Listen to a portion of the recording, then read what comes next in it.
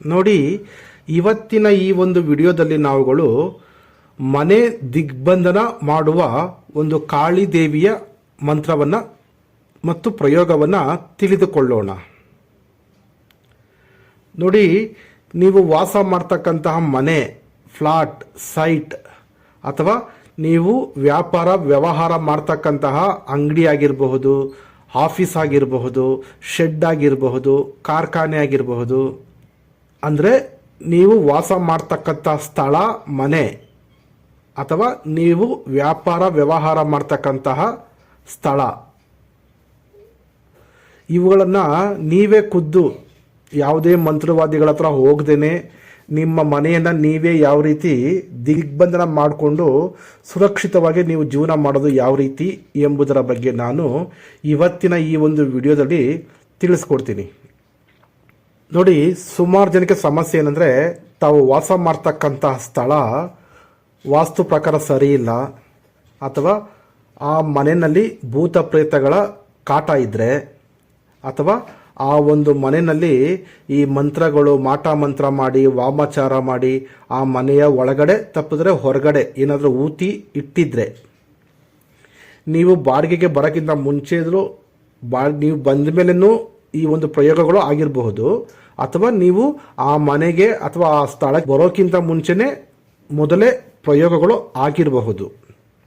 ಅಂತಹ ಮನೆಗಳಲ್ಲಿ ನೀವು ಹೋದಾಗ ನಿಮ್ಮ ಸಮಯ ಯಾವಾಗ ಕೆಡುತ್ತೆ, ನಿಮ್ಮ ಗ್ರಹಗತಿ ಯಾವಾಗ ಕೆಡುತ್ತೆ, ನಿಮಗೆ ಆ ರೀತಿಯ ಮನೆಗಳೇ ಸಿಗುತ್ತೆ, ಆ ರೀತಿಯ ಆಫೀಸೇ ಸಿಗುತ್ತೆ, ಆ ರೀತಿಯ ಅಂಗಡಿಗಳೇ ನಿಮಗೆ ಸಿಗುತ್ತೆ. ಹಾಗಾಗಿ ನೀವು ಒಂದು ವೇಳೆ ಅಂತಹ ಅಂಗಡಿ, ಆಫೀಸು, ಶೆಡ್ಡು ಅಥವಾ ಮನೆಗೆ ನೀವು ಏನಾದರೂ ಬಾಡಿಗೆ ಹೋಗಿ ಅಲ್ಲಿ ವಾಸ ಇದ್ದರೆ, ನೀವು ನಾನು ಹೇಳ್ತಕ್ಕಂತಹ ಈ ಒಂದು ದಿಗ್ಬಂಧನ, ಮನೆ ದಿಗ್ಬಂಧನ ಒಂದು ಪ್ರಯೋಗವನ್ನು ಮಾಡೋದ್ರಿಂದ ನಿಮಗೆ ನೀವು ಅಲ್ಲಿರ್ತಕ್ಕಂತಹ ಋಣಾತ್ಮಕ ಶಕ್ತಿಗಳು, ಭೂತ ಪ್ರೇತಗಳು, ನೆಗೆಟಿವ್ ಎನರ್ಜಿ ಎಲ್ಲವೂ ಆ ಮನೆ, ಆ ಸ್ಥಳವನ್ನು ಬಿಟ್ಟು ಹೊರಗಡೆ ಹೊರಟೋಗ್ಬಿಡುತ್ತೆ. ನೀವು ಕಾಳಿ ಮಾತೆಯ ಒಂದು ದೈವಿಕ ರಕ್ಷಣೆಯಲ್ಲಿ ನೀವು ಇರ್ತೀರಾ, ವಾಸ ಮಾಡ್ತೀರಾ, ಅಥವಾ ವ್ಯಾಪಾರ ವ್ಯವಹಾರವನ್ನು ಮಾಡ್ತೀರಾ. ನೋಡಿ, ಇಲ್ಲಿ ಸ್ವಂತ ಮನೆ ಆಗಿರಬಹುದು, ಬಾಡಿಗೆ ಮನೆ ಆಗಿರಬಹುದು, ನಿಮ್ಮ ಮನೆಯನ್ನು ನೀವೇ ಸುರಕ್ಷಿತಗೊಳಿಸ್ಕೊಂಡು ಅಂದರೆ ದಿಗ್ಬಂಧನ ಮಾಡೋದ್ರಿಂದ ನೀವು ಸಂತೋಷವಾಗಿ ಶಾಂತಿ ನೆಮ್ಮದಿಯಿಂದ ವಾಸ ಮಾಡಬಹುದು. ಎಷ್ಟೋ ಜನಕ್ಕೆ ಅವರಿರ್ತಕ್ಕಂಥ ಮನೆಯೇ ಅವ್ರಿಗೆ ಒಂದು ರೀತಿ ಸ್ಮಶಾನ ಆಗ್ಬಿಟ್ಟಿದೆ, ಅವರು ವ್ಯಾಪಾರ ಮಾಡ್ತಕ್ಕಂಥ ಸ್ಥಳನೇ ಅವ್ರಿಗೆ ಸ್ಮಶಾನ ಆಗ್ಬಿಟ್ಟಿದೆ. ಯಾಕೆಂದರೆ ಅಲ್ಲಿ ತುಂಬ ಲಾಸ್ ಆಗುತ್ತೆ, ಅಥವಾ ತುಂಬ ಆರೋಗ್ಯ ಕೆಡುತ್ತೆ, ಅಥವಾ ಸಾಲ ಆಗುತ್ತೆ, ಅಥವಾ ಜಗಳಗಳಾಗತ್ತೆ, ಈ ರೀತಿ ಏನಾದರೂ ಒಂದು ಸಮಸ್ಯೆಗಳು ಆಗ್ತಾ ಇರ್ತದೆ. ಯಾಕೆ ಅಂದರೆ ನೀವಿರ್ತಕ್ಕಂತಹ ಜಾಗದಲ್ಲಿ ಋಣಾತ್ಮಕ ಶಕ್ತಿಗಳ ಸಮಸ್ಯೆ ಇದೆ ಅಂತ ಅರ್ಥ. ಯಾರಿಗೆ ಪದೇ ಪದೇ ಆರೋಗ್ಯ ಕೆಡ್ತಾ ಇದೆ, ಯಾರಿಗೆ ಪದೇ ಪದೇ ಜಗಳಗಳು, ಸಣ್ಣ ಸಣ್ಣ ವಿಷಯಕ್ಕೆ ಜಗಳಗಳು ಆಗ್ತಾ ಇದೆ, ಅಥವಾ ಆ ಜಾಗಕ್ಕೆ ಹೋದ್ಮೇಲೆ ನೀವು ಆ ಮನೆಗೆ ಹೋದ್ಮೇಲೆ ನೀವು ಸಾಲಗಾರ ಆಗಿರ್ತೀರ, ನಿಮ್ಮ ವ್ಯಾಪಾರ ವಹಿವಾಟು ಬಿಸ್ನೆಸ್ಸು ಎಲ್ಲ ಲಾಸ್ ಆಗಿರುತ್ತೆ, ಅಂಥವರು ತಿಳ್ಕೊಳ್ಳಿ ನೀವಿರ್ತಕ್ಕಂತಹ ಜಾಗ ಸರಿಲ್ಲ ಅಂತ. ನಿಮ್ಗೆ ಆಗೋ ಅನುಭವನೇ ಸತ್ಯ. ಯಾರು ಏನೇ ಹೇಳ್ಬೋದು, ಯಾವ ಜ್ಯೋತಿಷ್ಯ ಆಗಲಿ ಅಥವಾ ಇನ್ನೊಬ್ರು ಯಾರೋ ಮಂತ್ರವಾದಿ ಆಗಲಿ, ಅವ್ರು ಏನೇ ಹೇಳ್ಬೋದು, ಅದಲ್ಲ, ಅದು ಆಮೇಲೆ ನೆಕ್ಸ್ಟ್ ಪಾಯಿಂಟ್. ಬಟ್ ನಿಮಗೆ ಸ್ವತಃ ಪ್ರತಿದಿನ ಆಗ್ತಕ್ಕಂತಹ ಅನುಭವನೇ ಸತ್ಯ.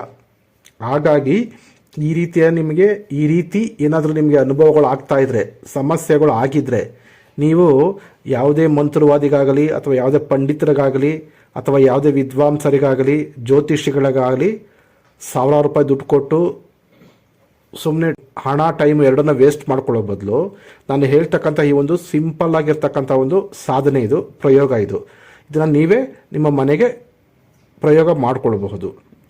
ಸಾಧನೆಯನ್ನು ಮಾಡಿ ಸಿದ್ಧಿಯನ್ನು ಪಡ್ಕೊಂಡು ಆನಂತರ ನೀವು ನಿಮ್ಮ ಮನೆಯನ್ನು ನೀವು ಸುರಕ್ಷಿತಗೊಳಿಸಿಕೊಳ್ಳಬಹುದು ಅಥವಾ ದಿಗ್ಬಂಧನ ಮಾಡಿಕೊಳ್ಳಬಹುದು.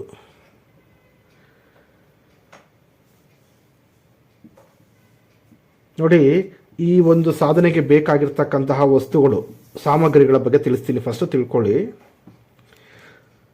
ಇದು ಪ್ರಾರಂಭ ಮಾಡಬೇಕಾಗಿರ್ತಕ್ಕಂಥ ದಿನ ಬಂದ್ಬಿಟ್ಟು ಮಂಗಳವಾರ ಅಥವಾ ಶನಿವಾರ ನೀವು ಪ್ರಾರಂಭ ಮಾಡಬೇಕು, ಅಥವಾ ಶುಭ ಮುಹೂರ್ತಗಳು ಇದ್ದಂತಹ ಸಮಯದಲ್ಲಿ ನೀವು ಈ ಒಂದು ಸಾಧನೆಯನ್ನು ನೀವು ಪ್ರಾರಂಭ ಮಾಡಬಹುದು. ಇದಕ್ಕೆ ದೀಪ ಬಂದ್ಬಿಟ್ಟು ಸಾಸಿವೆ ಎಣ್ಣೆಯ ದೀಪವನ್ನು ಬೇಕಾದ್ರೂ ನೀವು ಹಚ್ಚಬಹುದು, ಅಥವಾ ಎಳ್ಳೆಣ್ಣೆಯ ದೀಪವನ್ನು ಸಹ ನೀವು ಹಚ್ಚಬಹುದು. ರುದ್ರಾಕ್ಷಿ ಮಾಲೆ ಅಥವಾ ರಕ್ತಚಂದನದ ಕೆಂಪು ಮಾಲೆ ಅಂತ ಬರ್ತದೆ. ರಕ್ತಚಂದನದ ಮರದಿಂದ ಮಾಡಿರ್ತಾರೆ, ಕೆಂಪು ಮಾಲೆ ಅಂತ ಹೇಳ್ತಾರೆ. ಅದನ್ನು ಬೇಕಾದ್ರೆ ನೀವು ಬಳಸಬಹುದು. ಒಂದು ರುದ್ರಾಕ್ಷಿ ಮಾಲೆ ಅಥವಾ ರಕ್ತಚಂದನದ ಮಾಲೆ, ಈ ಎರಡು ಮಾಲೆಗಳಲ್ಲಿ ಯಾವ ಮಾಲೆಯನ್ನು ಬೇಕಾದ್ರೂ ನೀವು ಬಳಸಬಹುದು ನಿಮ್ಮ ಸಾಧನೆಗೆ, ಮಂತ್ರ ಜಪಕ್ಕೆ.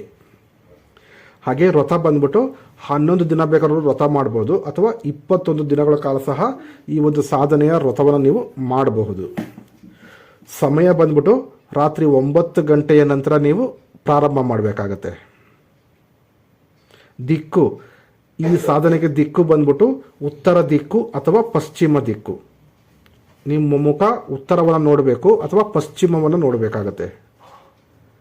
ಫೋಟೋ ನೋಡಿ, ಮಂಟಪದ ಮೇಲೆ ನೀವು ಕಾಳಿ ಮಾತೆಯ ಒಂದು ಫೋಟೋವನ್ನು ಇಡಬೇಕಾಗತ್ತೆ.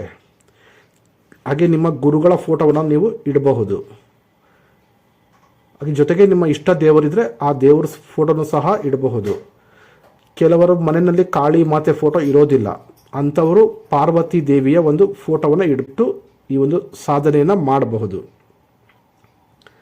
ನೋಡಿ, ಜಪ ಪ್ರತಿದಿನ ನೀವು 5 ಮಾಲೆ ಜಪ ಮಾಡಬೇಕಾಗತ್ತೆ. ಒಂದು ಮಾಲೆಯಲ್ಲಿ 108 ಮಣಿ ಇರ್ತದೆ. 108 ಇಂಟು 5 ಮಾಲೆ, ಈ ರೀತಿ ನೀವು ಜಪ ಮಾಡಬೇಕಾಗತ್ತೆ. ಇದಕ್ಕೆ ವಸ್ತ್ರ ಬಂದ್ಬಿಟ್ಟು ಕಪ್ಪು ಬಣ್ಣದ ವಸ್ತ್ರವನ್ನು ನೀವು ಧರಿಸ್ಕೊಳ್ಬೇಕು. ನೀವು ಕುಳಿತುಕೊಳ್ತಕ್ಕಂಥ ಆಸನದ ಮೇಲೂ ಸಹ ಕಪ್ಪು ಬಣ್ಣದ ವಸ್ತ್ರವನ್ನೇ ಹಾಕಿರಬೇಕು.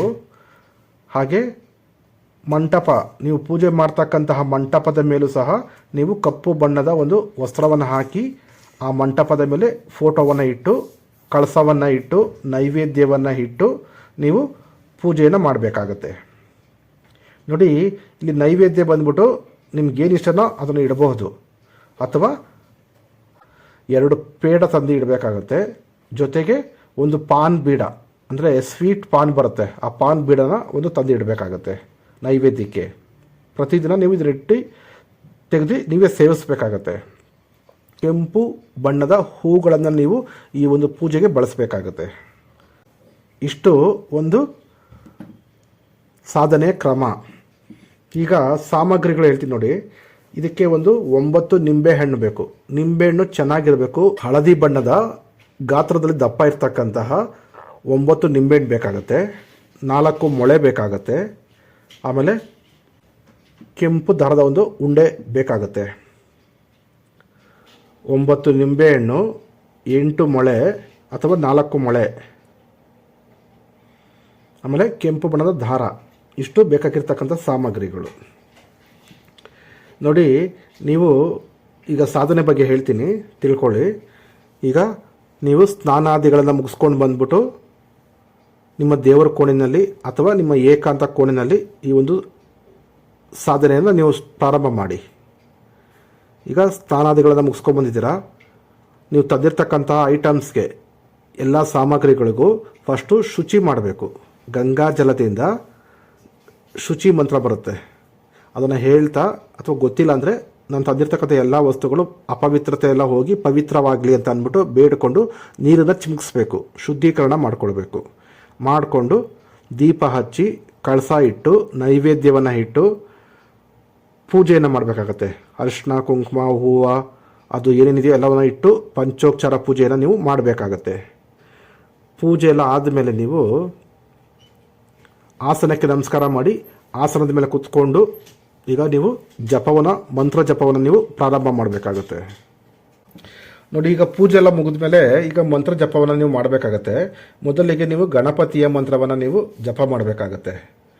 ಗಣಪತಿಯ ಮಂತ್ರವನ್ನು ಈ ರೀತಿ ಹೇಳಿ: ವಕ್ರತುಂಡ ಮಹಾಕಾಯ ಕೋಟಿ ಸೂರ್ಯ ಸಮಪ್ರಭ ನಿರ್ವಿಘ್ನಂ ಕುರುಮೇ ದೇವ ಸರ್ವಕಾರ್ಯೇಷು ಸರ್ವದ ಅಂತ ಹೇಳಿಬಿಟ್ಟು ಓಂ ಗಂ ಗಣಪತಯೇ ನಮಃ ಅಂತಕ್ಕಂತಹ ಗಣಪತಿ ಮಂತ್ರವನ್ನು 21 ಸಾರಿ ಜಪ ಮಾಡಿ. ಬೇಕಿದ್ರೆ 108 ಸಾರಿ ಬೇಕಾದ್ರೂ ನೀವು ಜಪ ಮಾಡಬಹುದು. ಗಣಪತಿ ಮಂತ್ರ ಆದಮೇಲೆ ನೀವು ನವಗ್ರಹ ಮಂತ್ರವನ್ನು ಜಪ ಮಾಡಿ. ನೋಡಿ, ನವಗ್ರಹ ಮಂತ್ರ ಈ ರೀತಿ ಇದೆ: ಓಂ ಬ್ರಹ್ಮ ಮುರಾರಿ ತ್ರಿಪುರಾಂತಕಾರಿ ಭಾನು ಶಶಿ ಭೂಮಿ ಸುತೋ ಬುಧಶ್ಚ ಗುರುಶ್ಚ ಶುಕ್ರ ಶನಿ ರಾಹು ಕೇತವ ಸರ್ವೇ ಗ್ರಹಂ ಶಾಂತಿಕರ ಭವಂತು ಅಂತಕ್ಕಂತಹ ನವಗ್ರಹ ಮಂತ್ರವನ್ನು 21 ಸಾರಿ ಹೇಳಿ. ಈಗ ನೆಕ್ಸ್ಟ್ ಬಂದ್ಬಿಟ್ಟು ಗುರು ಮಂತ್ರ. ಫಸ್ಟು ಗುರು ಪೂಜೆ ಮಾಡ್ಕೊಳ್ಳಿ. ಅದಾದ ನಂತರ ಗುರು ಮಂತ್ರವನ್ನು ನೀವು ಜಪ ಮಾಡಬೇಕಾಗತ್ತೆ. ನಿಮ್ಮ ಗುರುಗಳು ಯಾರಾದರೂ ಗುರು ಮಂತ್ರವನ್ನು ಕೊಟ್ಟಿದ್ರೆ ನೀವು ಆ ಗುರು ಮಂತ್ರವನ್ನು 108 ಸಾರಿ ಜಪ ಮಾಡಿ. ಒಂದು ವೇಳೆ ನಿಮ್ಗೆ ಯಾರು ಗುರುಗಳು ಇಲ್ಲ, ಗುರು ಮಂತ್ರ ಇಲ್ಲ ನಿಮ್ಮ ಹತ್ರ ಅಂದರೆ ನೀವು ಈಶ್ವರನನ್ನು ಗುರುವಾಗಿ ಸ್ವೀಕರಿಸಿ ಈ ಒಂದು ಸಾಧನೆಯನ್ನು ನೀವು ಮಾಡಬಹುದು. ಅಂದರೆ ಪರಮೇಶ್ವರನನ್ನು, ಶಿವನನ್ನು ಗುರುವಾಗಿ ಸ್ವೀಕರಿಸಿ ಈ ಒಂದು ಸಾಧನೆಯನ್ನು ನೀವು ಮಾಡಬಹುದು. ಈಶ್ವರನ ಹತ್ರ ಪ್ರಾರ್ಥನೆ ಮಾಡಿಕೊಂಡು ಓಂ ನಮಃ ಶಿವಾಯ, ಓಂ ನಮಃ ಶಿವಾಯ, ಓಂ ನಮಃ ಶಿವಾಯ ಅಂತಕ್ಕಂತಹ ಗುರು ಮಂತ್ರವನ್ನು ನೀವು 108 ಸಾರಿ ಜಪ ಮಾಡಿ. ಅಥವಾ ಶ್ರೀಕೃಷ್ಣ ಪರಮಾತ್ಮನನ್ನು ಸಹ ನೀವು ಗುರುವಾಗಿ ಸ್ವೀಕರಿಸಿ ಈ ಒಂದು ಸಾಧನೆಯನ್ನು ನೀವು ಮಾಡಬಹುದು. ಕೃಷ್ಣನ ಹತ್ರ ಪ್ರಾರ್ಥನೆ ಮಾಡ್ಕೊಳ್ಳಿ, ತಂದೆ ಪರಮಾತ್ಮ, ನನ್ನ ಈ ಸಾಧನೆಗೆ ನೀನೇ ಗುರುವಾಗಿ ಬಂದು ಆಶೀರ್ವಾದ ಮಾಡಪ್ಪ, ಅರಿವಾಗಿ ಬಂದು ಗುರುವಾಗಿ ಬಂದು ನನಗೆ ಯಶಸ್ಸನ್ನು ಕೊಡು ಅಂತ ಬೇಡ್ಕೊಂಡು ಪ್ರಾರ್ಥನೆ ಮಾಡಿಕೊಂಡು ಫಸ್ಟ್ ಕೇಳ್ಕೊಳ್ಬೇಕು. ಗುರುವಾಗಿ ಸ್ವೀಕರಿಸಿದ್ರೆ ಅವ್ರನ್ನ ಕರಿಬೇಕು, ಹೊಸ ಪರ್ಮಿಷನ್ ತೊಗೊಳ್ಬೇಕು, ಅವ್ರ ಹತ್ರ ಅವ್ರಿಗೆ ಹೇಳಬೇಕು. ಆನಂತರ ನೀವು ಗುರುವಾಗಿ ಸ್ವೀಕರಿಸಿ ಮಾಡಬೇಕು. ಏನು ಹೇಳ್ದೇ ನಾನು ನಿನ್ನ ಗುರುವಾಗಿ ಸ್ವೀಕರಿಸ್ತಾ ಇದ್ದೀನಿ ಬಂದು ಮಾಡು ಹಾಗೆಲ್ಲ ಹೇಳಬಾರ್ದು. ಫಸ್ಟು ಪ್ರತಿಯೊಂದು ಆಗಲಿ ಏನೇ ಆಗಲಿ ಹೇಳಿ ದೇವ್ರ ಹತ್ರ ಪ್ರತಿಯೊಂದು ಫಸ್ಟು ಪ್ರಾರ್ಥನೆ ಮುಖಾಂತರ ಕೇಳಿಕೊಂಡು ನಂತರ ನಾವು ಮುಂದುವರಿಬೇಕು. ಈಗ ಕೃಷ್ಣನ ಗುರುಮಂತ್ರ ಈ ರೀತಿ ಇದೆ: ಕ್ಲೀಂ ಕೃಷ್ಣಾಯ ನಮಃ, ಕ್ಲೀಂ ಕೃಷ್ಣಾಯ ನಮಃ, ಕ್ಲೀಂ ಕೃಷ್ಣಾಯ ನಮಃ. ಇದನ್ನು ಹೇಳಿ 108 ಸಾರಿ ಹೇಳಿ. ನೋಡಿ, ಗುರುಮಂತ್ರ ಆಯಿತು. ಈಗ ಸಂಕಲ್ಪ ಮಾಡ್ಕೊಳ್ಬೇಕು. ಸ್ವಲ್ಪ ನಿಮ್ಮ ಹಸ್ತದ ಮೇಲೆ ಸ್ವಲ್ಪ ನೀರನ್ನು ಹಾಕ್ಕೊಳ್ಳಿ, ಗಂಗಾ ಜಲವನ್ನು ಸ್ವಲ್ಪ ಅಕ್ಷತೆ ಇದ್ರೆ ಹಾಕ್ಕೊಳ್ಳಿ, ಅಥವಾ ಹೂವಿನ ದಳಗಳಿದ್ರೆ ಹಾಕ್ಕೊಂಡು ಸಂಕಲ್ಪ ಮಾಡಿ. ಏನಂದರೆ, ನಾನು ಇಂಥವರ ಮಗಳಾದಂತಹ ನಾನು, ಇಂಥವರ ಮಗನಾದಂತಹ ನಾನು, ನಕ್ಷತ್ರ ಗೋತ್ರ ರಾಶಿ ಏನಿದೆ ಎಲ್ಲವನ್ನೂ ಹೇಳಿ, ಅವತ್ತಿನ ದಿನದ ಸಮಯ ವಾರನ ಹೇಳಿ ಅವತ್ತಿನ ದಿನ ನಾನು ಕಾಳಿ ಮಾತೆಯ ದಿಗ್ಬಂಧನ ಮಂತ್ರವನ್ನು ಜಪ ಮಾಡ್ತಾಯಿದ್ದೀನಿ. ಪ್ರತಿದಿನ 5 ಮಾಲೆ ಜಪ ಮಾಡ್ತಾಯಿದ್ದೀನಿ. ಅಮ್ಮ ಕಾಳಿ ಮಾತಾ, ತಂದೆ ಗುರುದೇವ ಆಶೀರ್ವಾದ ಮಾಡಿ ನನಗೆ ಈ ಒಂದು ಸಾಧನೆಯಲ್ಲಿ ಯಶಸ್ಸನ್ನು ಕೊಡಿ ಅಂತ ಬೇಡ್ಕೊಂಡು ಸಂಕಲ್ಪವನ್ನು ಮಾಡಿ ಆ ಕೈಯಲ್ಲಿರ್ತಕ್ಕಂಥ ನೀರನ್ನ ಅಲ್ಲೇ ಪಕ್ಕದಲ್ಲೇ ಭೂಮಿ ಮೇಲೆ ಬಿಟ್ಬಿಡಿ. ಮತ್ತು ಕೈ ತೊಳ್ಕೊಳ್ಳಿ, ಮತ್ತು ಕೈ ಒರೆಸ್ಕೊಳ್ಳಿ, ಮತ್ತು ಮಾಲೆ ತಗೊಂಡು ಮತ್ತು ಜಪ ಸ್ಟಾರ್ಟ್ ಮಾಡಿ. ನೋಡಿ, ಇಲ್ಲಿ ಭೈರವಂದು ಬೇಕಾದ್ರೆ ನೀವು ರಕ್ಷಾ ಮಂತ್ರವನ್ನು ನೀವು ಜಪ ಮಾಡಬಹುದು. ಭೈರವ ಸ್ವಾಮಿ ಒಂದು ರಕ್ಷಾ ಮಂತ್ರವನ್ನು ಜಪ ಮಾಡಬಹುದು. ಕಾಳಿನ ಕಾಪಾಡೋದು ಭೈರವನ ಕಾಪಾಡೋದು ಕಾಳಿ ಮಾತಾ. ಇವರಿಬ್ಬರೂ ಒಬ್ರಿಗೊಬ್ರು ರಕ್ಷಣೆ ಮಾಡ್ತಾರೆ. ಹಾಗಾಗಿ ನಾವು ಕಾಳಿ ಸಾಧನೆ ಮಾಡುವಾಗ ಭೈರವನ ರಕ್ಷಕರಾಗಿ ಇಟ್ಕೊಳ್ಬೇಕಾಗತ್ತೆ. ಭೈರವನ ಸಾಧನೆ ಮಾಡುವಾಗ ಕಾಳಿ ಮಾತೆಯನ್ನು ರಕ್ಷಕಳಾಗಿ ಇಟ್ಕೊಳ್ಬೇಕಾಗತ್ತೆ ನಾವು. ಆಗ ನಮಗೆ ಆದಷ್ಟು ಬೇಗನೆ ಒಂದು ನಮ್ಮ ಸಾಧನೆ ಪರಿಪೂರ್ಣ ಆಗುತ್ತೆ. ಶಿವ ಶಕ್ತಿ ಇಬ್ಬರು ಒಂದೇ ಕಡೆ ಸಿಕ್ಕದ ಹಾಗೆ ಆಗುತ್ತೆ. ಈಗ ರಕ್ಷಾ ಮಂತ್ರ ಆಯಿತು.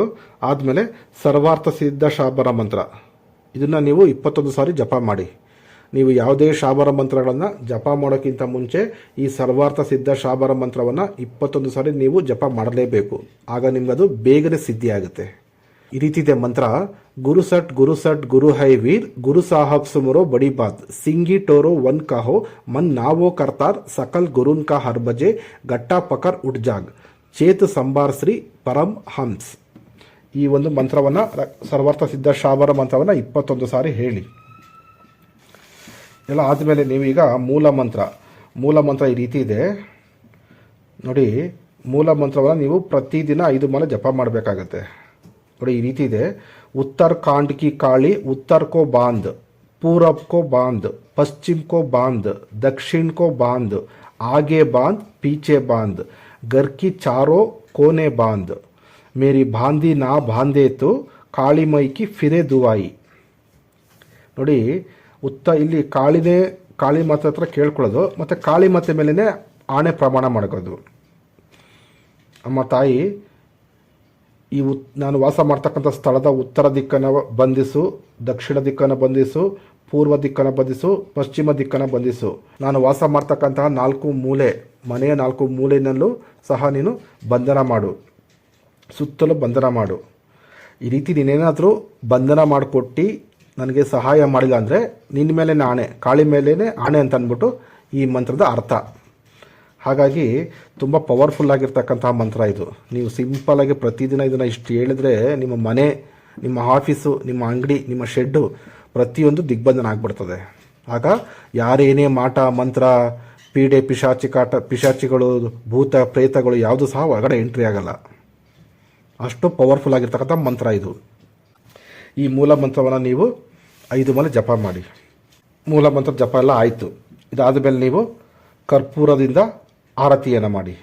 ಅದಿರ್ತಕ್ಕಂಥ ಎಲ್ಲ ಫೋಟೋಗಳಿಗೂ ಆರತಿಯನ್ನು ಮಾಡಿಬಿಟ್ಟು ಕೈ ಮುಕ್ಕೊಂಡು ಅರ್ಪಣೆ ಮಾಡಿ.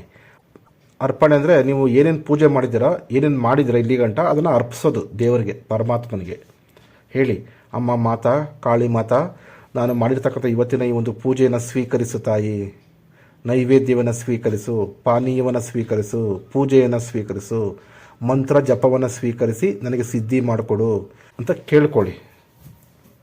ಈ ರೀತಿ ಅರ್ಪಿಸಿ, ಅಲ್ಲೇನೇನು ಇಟ್ಟಿದ್ದೀರೋ ಅವೆಲ್ಲವನ್ನು ಅರ್ಪಿಸಿ.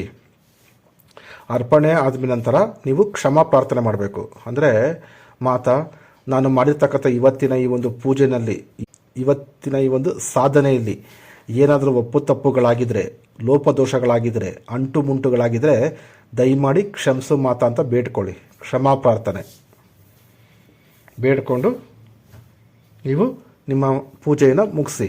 ಆವತ್ತಿನ ದಿನದ ಪೂಜೆಯನ್ನು ಮುಗಿಸಿ. ಇದೇ ಥರ ನೀವು ಪ್ರತಿದಿನ 11 ದಿನ ಬೇಕಾದ್ರೂ ನೀವು ಸಾಧನೆ ಮಾಡಬಹುದು. ನಿಮಗೆ ಸಮಸ್ಯೆ ಜಾಸ್ತಿ ಇದೆ ಅಂದರೆ ನೀವು 21 ದಿನ ಬೇಕಾದ್ರೂ ನೀವು ಸಾಧನೆಯನ್ನು ಮಾಡಿ ನಿಮ್ಮ ಮನೆಯನ್ನು ನೀವು ದಿಗ್ಬಂಧನ ಮಾಡಬಹುದು. ಈಗ ಪ್ರಯೋಗ ಮಾಡ್ತಕ್ಕಂಥ ಕ್ರಮವನ್ನು ತಿಳಿಸ್ತೀನಿ ನೋಡಿ. ನೀವು ಪ್ರಯೋಗ ಮಾಡಬೇಕಂದ್ರೆ ಇಲ್ಲಿ ಹೋಮ ಮಾಡಬೇಕಾಗತ್ತೆ. ಹೋಮ ಮಾಡೋದ್ರಿಂದ ತುಂಬ ಈ ಮಂತ್ರ ತುಂಬ ಪವರ್ಫುಲ್ಲಾಗಿ ಕೆಲಸ ಮಾಡುತ್ತೆ. ಅಂದರೆ ನೀವು ಅಂತಹ ಜಾಗದಲ್ಲಿ ಹಾಗೇ ಹೋಮ ಮಾಡೋ ಅನುಕೂಲ ಇದ್ದರೆ ಮಾಡಿ. ಆ ಹೋಮ ಮಾಡ್ತಕ್ಕಂಥ ವಿಡಿಯೋನು ಸಹ ನಾನು ನಿಮಗೆ ತಿಳಿಸ್ಕೊಡ್ತೀನಿ. ಸಿಂಪಲಾಗಿ ಮಾಡ್ಬೋದು, ಏನು ತೊಂದರೆ ಏನಿಲ್ಲ. ಅಥವಾ ನಿಮ್ಮ ಕೈಲಿ ಹೋಮ ಮಾಡೋದಕ್ಕೆ ಆಗೋದಿಲ್ಲ ಅಂತಂದರೆ ನೀವು 90 ನಿಂಬೆಹಣ್ಣು ತೊಗೊಳ್ಳಿ. ನಿಂಬೆಹಣ್ಣು ತೊಗೊಂಡು ಅದಕ್ಕೆ ಅಭಿಮಂತ್ರಿಸಿ. ಈ ಮಂತ್ರವನ್ನು, ಈ ಮೂಲ ಮಂತ್ರವನ್ನು ಹೇಳಿ 108 ಸಾರಿ ಹೇಳಿ ಅಭಿಮಂತ್ರಿಸ್ಬಿಟ್ಟು ನಿಮ್ಮ ಮನೆಯ 8 ದಿಕ್ಕಿಗೂ ಇದನ್ನು ಇಳೆ ತೆಗೆದುಬಿಟ್ಟು ಹೊಡೆದುಬಿಡಿ. 9ನೇ ನಿಂಬೆಹಣ್ಣ ನಿಮ್ಮ ಮನೆ ಬಾಗಿಲು ಮೇನ್ ಡೋರ್ಗೆ ಅಲ್ಲಿ ಇಳೆ ತೆಗೆದು ಹೊಡೆದುಬಿಡಿ. ಅವಾಗೇನಾಯಿತು, ನಿಮ್ಮ ಮನೆ ಸುತ್ತಲೂ ದಿಗ್ಬಂಧನ ಆಯಿತು. ಅದೇ ನಾವು ಸಾಧಕರಾದರೆ ನಾವು ಬೇರೆ ಥರ ದಿಗ್ಬಂಧನ ಮಾಡಿಕೊಡ್ತೀವಿ. ಕೆಲವೊಂದು ಗಿಡಮೂಲಿಕೆಗಳನ್ನು ಕುಡಿಕೆಯಲ್ಲಿ ಹಾಕಿ ಅದಕ್ಕೆ ಬೇಕಾಗಿರ್ತಕ್ಕಂಥ ಸುಮಾರು ವಸ್ತುಗಳನ್ನೆಲ್ಲ ಹಾಕಿ ನಾವು ಅದನ್ನು ನಿಮ್ಮ 4 ಮೂಲೆಯಲ್ಲಿ ಕಟ್ಟೋದಕ್ಕೆ ಕೊಡ್ತೀವಿ. ಬಟ್ ಇಲ್ಲಿ ನಿಮಗೆ ಆ ಗಿಡಮೂಲಿಕೆನೆಲ್ಲ ಹಾಕಿ ಮಾಡೋದಕ್ಕೆ ಕಷ್ಟ ಆಗುತ್ತೆ. ಹಾಗಾಗಿ ನೀವು ನಿಂಬೆಹಣ್ಣು ಪ್ರಯೋಗ ಮಾಡಿಕೊಂಡು ನಿಮ್ಮ ಮನೆಯನ್ನು ನೀವು ರಕ್ಷಣೆ ಮಾಡ್ಕೊಳ್ಬಹುದು. ಆಗ ನಿಮಗೆ ಯಾವುದೇ ದೃಷ್ಟಿದೋಷ, ಮಾಟ ಮಂತ್ರ ಸಮಸ್ಯೆ, ಭೂತ ಪ್ರೇತಗಳ ಕಾಟ ಇರೋದಿಲ್ಲ.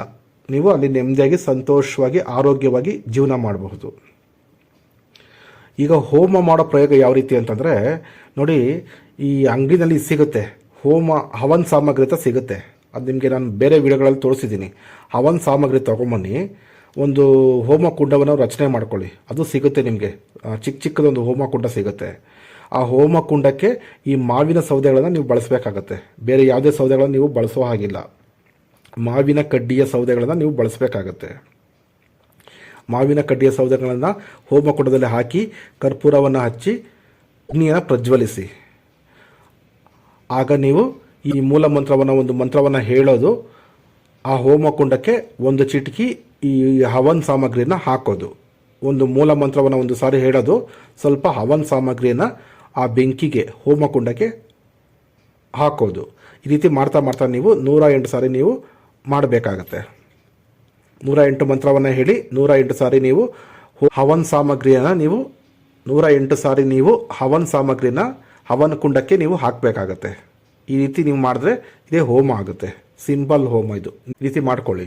ಈ 8 ಮಳೆ ತೊಗೊಂಬಂದಿರ್ರಿ. ಒಂದು ಸ್ಟೀಲ್ ಮಳೆ ಬರುತ್ತೆ, ಕಬ್ಬಿಣದ ಮಳೆಗಳು, ದೊಡ್ಡ ದೊಡ್ಡ ಮಳೆಗಳು ಇರ್ತದೆ, ತೊಗೊಂಬನ್ನಿ.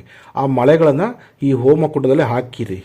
ಮುಂಚೆನೇ ಹಾಕಿರಬೇಕಾಗತ್ತೆ. ನೀವು ಹಾಕಿ ಆ ನಂತರ ನೀವು ಮಂತ್ರವನ್ನು ಜಪ ಮಾಡಬೇಕಾಗತ್ತೆ. ಆಗೇನಾಗುತ್ತೆ, ಈ 8 ಮಳೆ ಹಾಕಿರ್ತೀರಲ್ವ, ಆ ಮಳೆಗಳಿಗೆ ಅದು ಶಕ್ತಿ ತುಂಬಿಕೊಳ್ಳುತ್ತೆ. ಈ ಮಂತ್ರದ ಶಕ್ತಿ ಎಲ್ಲ ಹೋಗಿ ಆ ಮಳೆಗಳಿಗೆ ತುಂಬಿಕೊಳ್ಳುತ್ತೆ. ಅದರಲ್ಲಿ ಇರ್ತಕ್ಕಂತಹ ಮಳೆಯನ್ನು ತೆಗೆದು ನೀವು ಹೊರಗಡೆ ಇಟ್ಕೊಳ್ಳಿ. ಕೊನೆಯಲ್ಲಿ ಹೋಮಕ್ಕೆ ಆರತಿಯನ್ನು ಮಾಡಿ ಸ್ವಲ್ಪ ಅದಕ್ಕೇನಾದರೂ ಒಂದು ಪೂರ್ಣಾಹುತಿನ ಕೊಟ್ಬಿಡಿ. ಏನಾದರೂ ಒಂದು ಎಲೆ ಅಡಿಕೆನಲ್ಲಿ ಸ್ವಲ್ಪ ಹಣ್ಣನ್ನು ಏನಾದರೂ ಇಟ್ಬಿಟ್ಟು ಪೂರ್ಣಾಹುತಿ ಕೊಟ್ಬಿಟ್ಟು ಆ ಬೆಂಕಿಯಲ್ಲಿ ಹಾಕ್ಬಿಡಿ. ಹೋಮದ ಕುಂಡದಲ್ಲಿ ಹಾಕ್ಬಿಟ್ಟು ಕೈ ಮುಗಿದು ಆರತಿ ಮಾಡಿ ನಮಸ್ಕಾರ ಮಾಡಿಬಿಡಿ. ಹೋಮ ಮುಗೀತು. ಆ ಹೋಮದ ಹೊಗೆನಲ್ಲೇ ನಿಮ್ಮ ಮನೆ ಸುತ್ತಲೂ ಒಂದು ಪಾಸಿಟಿವ್ ಎನರ್ಜಿ ಕ್ರಿಯೇಟ್ ಆಗಿಬಿಡ್ತದೆ. ಆ ನಂತರ ನೀವು ಈ ಮಳೆ ಇರುತ್ತಲ್ವಾ, 8 ಮಳೆಯನ್ನು ತಗೊಂಡು ನೀವು ನಿಮ್ಮ ಮನೆಯ ಒಳಗಡೆ 8 ದಿಕ್ಕಿಗೂ ನೀವು ಆ ಮಳೆನ ಹೊಡಿಬೇಕಾಗತ್ತೆ. ಆ ನಿಂಬೆಹಣ್ಣು ಇರ್ತಲ್ವ, 9 ನಿಂಬೆಹಣ್ಣು, ಅದಕ್ಕೂ ಸಹ ನೀವು ಅಭಿಮಂತ್ರಿಸಿರಬೇಕು.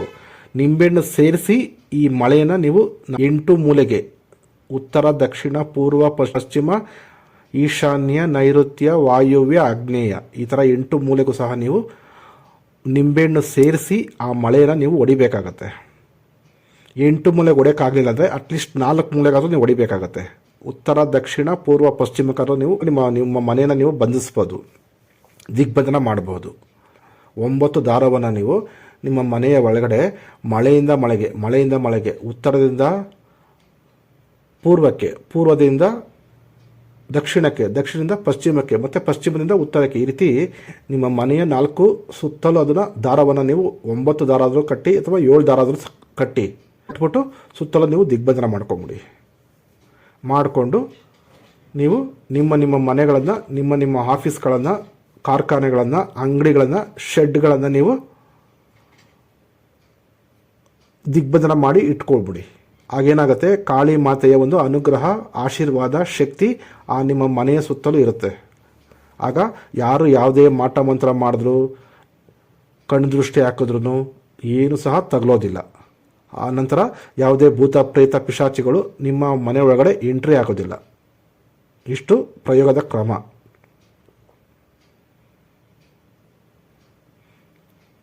ನೋಡಿ, ಈ ಒಂದು ಸಾಧನೆಯನ್ನು ಮಾಡ್ತಕ್ಕಂಥ ಸಮಯದಲ್ಲಿ ನೀವು ಬ್ರಹ್ಮಚರ್ಯವನ್ನು ನೀವು ಪಾಲನೆ ಮಾಡಬೇಕು.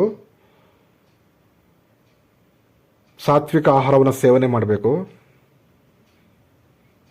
ಮದ್ಯಪಾನ, ಧೂಮಪಾನ, ಡ್ರಿಂಕ್ಸ್ ಏನು ಮಾಡೋ ಹಾಗಿಲ್ಲ. ಇಷ್ಟು ಹೇಳ್ತಾ ಇವತ್ತಿನ ಈ ಒಂದು ವಿಡಿಯೋವನ್ನು ಇಲ್ಲಿಗೆ ಮುಗಿಸ್ತಾ ಇದ್ದೀನಿ. ಧನ್ಯವಾದಗಳು.